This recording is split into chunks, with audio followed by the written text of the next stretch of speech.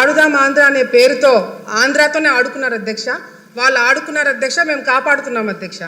అధ్యక్ష, ఈరోజు ఫుట్బాల్కి వాలీబాల్కి తేడా తెలియని వాళ్ళు కూడా గతంలో మంత్రిగా మరి 120 కోట్ల రూపాయలతో ఈ గేమ్స్ కండక్ట్ చేయడం అనేది చాలా విడ్డూరంగా ఉంది అధ్యక్ష. ఎందుకంటే అధ్యక్ష, వాళ్ళు ఎక్కడ కూడా క్రీడాకారులను ఎంకరేజ్ చేస్తున్నట్టు కానీ పలానా క్రీడలో పలానా ప్లేయరు ఫోకస్ అయినట్టుగా కానీ ఎక్కడ మనకు కనిపించలేదు అధ్యక్ష. ఎంతసేపు వైసీపీకి సంబంధించిన మంత్రులు వాళ్ళే ఆడినారు అధ్యక్ష, వాళ్ళే కింద పడ్డారు అధ్యక్ష, వాళ్ళే డాన్స్లు వేసినారు అధ్యక్ష. అంతేగాని క్రీడాకారులను ఎంకరేజ్ చేసినట్టుగా కూడా ఎక్కడ కూడా ఎవరు ఫోకస్ కాలేదు అధ్యక్ష. అధ్యక్ష, మిగతా స్కామ్లకి ఈ స్కామ్కి తేడా ఏంటంటే అధ్యక్ష, మిగతా స్కామ్లకి మనము ప్రజల్ని మోటివేట్ చేసి వాళ్ళని జరిగిన కార్యక్రమాలు వాళ్ళకి ప్రెస్ మీట్ల ద్వారానో ఇంకొక ప్రోగ్రాంల ద్వారా వాళ్ళకి చెప్పాల్సిన అవసరం ఉండింది అధ్యక్ష. కానీ ఈ ఆడుదాం ఆంధ్ర అనే ఒక స్కామ్ అధ్యక్ష కళ్ళ ముందర గ్రామ స్థాయి నుంచి రాష్ట్ర స్థాయి వరకు జిల్లా స్థాయి వరకు అందరూ కూడా గమనించిన స్కామ్ అధ్యక్ష ఇది. ఎందుకంటే క్రీడాకారులు ఆడడానికి ఇచ్చిన కిట్స్ అధ్యక్ష నాణ్యత లేదు అధ్యక్ష. ఫస్ట్ బాల్కే బ్యాట్ ఇరిగిపోయినాయి అధ్యక్ష. కిట్స్ మీద ఏదైతే పబ్లిసిటీ కోసం స్టిక్కర్లు పెట్టుకున్నారో దాని మీద ఫోకస్ పెట్టారే తప్ప క్రీడల మీద వీళ్ళు ఫోకస్ పెట్టలేకపోయినారు అధ్యక్ష. అంతేకాకుండా అధ్యక్ష, ఈ మెయిన్ కాన్సెప్ట్ వచ్చేసి సచివాలయం నుంచి గ్రామ స్థాయి నుంచి మండల స్థాయి నుంచి జిల్లా స్థాయి నుంచి రాష్ట్ర స్థాయి నుంచి గేమ్స్ కండక్ట్ చేసి ఆ గేమ్స్ ద్వారా వచ్చిన వాళ్ళకి food, transport, accommodation, kits, ground arrangements ఇవన్నీ కూడా చూసుకోవడానికి దాదాపుగా 120 కోట్ల రూపాయలు ఖర్చు పెట్టారు అధ్యక్ష. ఇందులో గేమ్స్ వచ్చేసి అధ్యక్ష kabaddi, kho kho, badminton, cricket, volleyball for men and women అధ్యక్ష. అధ్యక్ష, ఇక్కడ మిస్యూజ్మెంట్ ఆఫ్ ఫండ్స్ ఎక్కడ జరిగినాయంటే అధ్యక్ష, ఇప్పుడు మేము అడిగిన క్వశ్చన్లకు కూడా ఎక్కడైనా అవినీతి జరిగిందా దాని డీటెయిల్స్ అడిగినాం అధ్యక్ష. మంత్రి గారు కేవలం ఎక్కడెక్కడ ఖర్చు పెట్టారో దాని గురించి డీటెయిల్స్ ఇచ్చారే తప్ప ఎక్కడ అసలు అవినీతి జరిగిందా లేదా అనే క్లారిటీ కూడా మాకు ఇంకా ఇవ్వలేదు అధ్యక్ష. మిస్యూజ్మెంట్ ఆఫ్ ఫండ్స్ ఎక్కడ జరిగినాయంటే అధ్యక్ష, ఫేక్ వాలంటీర్ల ద్వారా ఫేక్ ఆధార్ కార్డులు తీసుకొని రిజిస్ట్రేషన్స్ చేయించుకోవడం జరిగింది అధ్యక్ష. కిట్స్ ఏదైతే ఉన్నాయో అవి ఫేక్ కిట్స్ అధ్యక్ష, నాణ్యత లేని కిట్స్ ఇవ్వడం జరిగింది అధ్యక్ష. పబ్లిసిటీ కోసము 35 కోట్ల రూపాయలు ఖర్చు పెట్టారు అధ్యక్ష. కేవలం ఈ స్టిక్కర్లకి అదేవిధంగా సోషల్ మీడియాకి హోర్డింగ్స్కి 35 కోట్ల రూపాయలు ఖర్చు పెట్టడం జరిగింది అధ్యక్ష. విన్ అయిన వాళ్ళకి అధ్యక్ష, ఎవరైతే గెలిచారో first prize, second prize, third prize వాళ్ళకి డబ్బులు ఇస్తామని 12 కోట్ల రూపాయలు ఖర్చు పెట్టారని చెప్పారు అధ్యక్ష. వాళ్ళకి ఇంకా అకౌంట్లలో చాలా మందికి డబ్బులు పడలేదు అధ్యక్ష ఇంతవరకు కూడా. అదేవిధంగా అధ్యక్ష, విశాఖపట్నంలో క్లోజింగ్ సెరమనీ అంటే అధ్యక్ష ఫస్ట్ 2 కోట్ల రూపాయలు శాంక్షన్ చేయించారు అధ్యక్ష. అది సరిపోతున్నట్టు మళ్ళీ ఒక 3-4 కోట్ల రూపాయలు శాంక్షన్ చేయించుకొని అధ్యక్ష చాలా పెద్దగా చేశామని చెప్పి మరి వాళ్ళ రిపోర్ట్లోనే లేజర్ షోస్ అంటే అధ్యక్ష ఫారెన్ నుంచి ఆర్టిస్టులను పిలిపించారు అధ్యక్ష. మరి ప్రైవేట్ సెక్యూరిటీని పెట్టుకున్నారంట అధ్యక్ష. మన రాష్ట్రంలో మన కళాకారులు ఉండగా ఇతర దేశాల నుంచి కళాకారులు ఎందుకు పిలిపించారనేది కూడా మాకు కూడా అర్థం కావట్లేదు అధ్యక్ష. మరి అదేవిధంగా ప్రైవేట్ సెక్యూరిటీ ఎందుకు పెట్టుకున్నారో అర్థం కావట్లేదు అధ్యక్ష. గవర్నమెంట్ ప్రోగ్రామ్కి ప్రైవేట్ సెక్యూరిటీ వాళ్ళని ఎందుకు నియమితం చేసుకున్నారు అనేది కూడా క్లారిటీ ఇవ్వాల్సిన అవసరం ఉంది అధ్యక్ష. వీళ్ళు ఇచ్చిన ఫైనల్ రిపోర్ట్లోనే అధ్యక్ష విలేజ్ సచివాలయంలో 15,000 సచివాలయం పార్టిసిపేట్ చేస్తే 35 లక్షల మంది ఆడియన్స్ చూడడానికి వచ్చారంట అధ్యక్ష.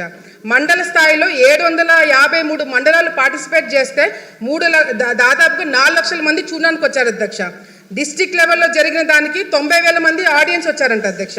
మరి విశాఖపట్నంలో అధ్యక్ష 35,000 మందితో ఆడియన్స్ తోటి ప్రోగ్రామ్ చేశారంట అధ్యక్ష. ఆ ప్రోగ్రామ్కి మాత్రం జగన్మోహన్ రెడ్డి గారు రాలేదు అధ్యక్ష.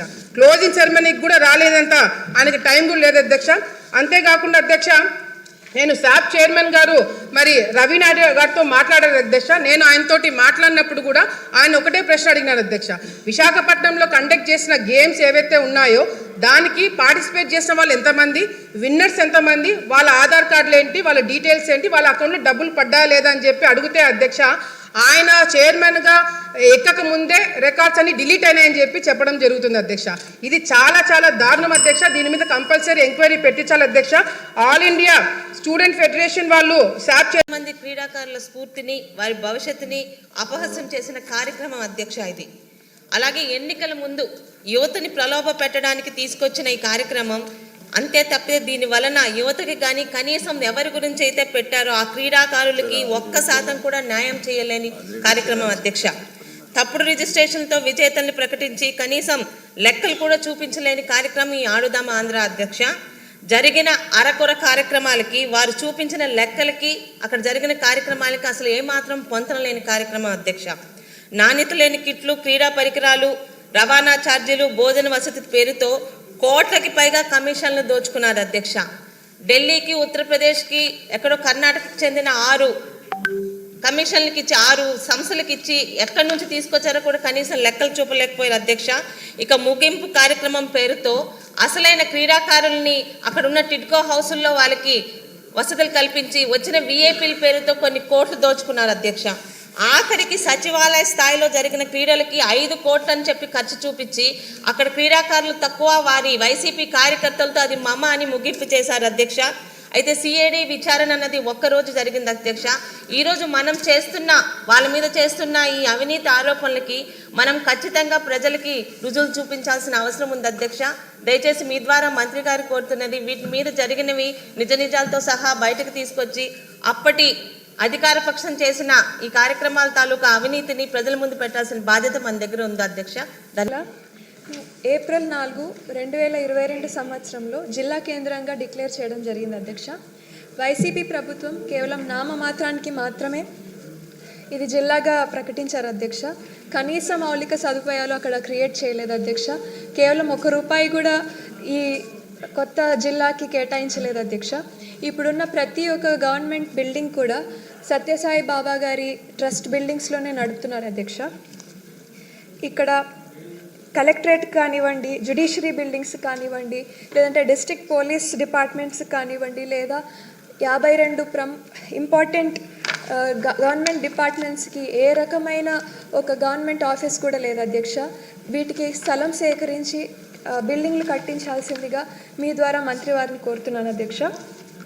కొత్తగా ఏర్పాడైన జిల్లా కాబట్టి ఇక్కడ ఉన్న ప్రతి గవర్నమెంట్ డిపార్ట్మెంట్, రెవెన్యూ తీసుకోండి, పోలీస్ డిపార్ట్మెంట్ తీసుకోండి, అన్నిట్లోనూ కేవలం 50% కంటే తక్కువ స్టాఫ్ ఉన్నారు అధ్యక్ష.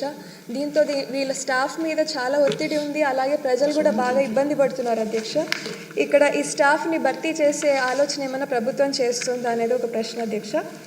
అలాగే కొత్త జిల్లా హెడ్ క్వార్టర్స్కి ఆఫీస్ నిర్వహణకు చాలా ఎక్స్పెండిచర్ అవుతుంది అధ్యక్ష. ఈ ఎక్స్పెండిచర్కి ఏదైనా అడిషనల్ ఫండ్ ఏమైనా కేటాయించే అవకాశం ఉందా అని మీ ద్వారా మంత్రి వారిని కోరుతున్నాను అధ్యక్ష. వేమిరెడ్డి ప్రశాంత్ రెడ్డి గారు.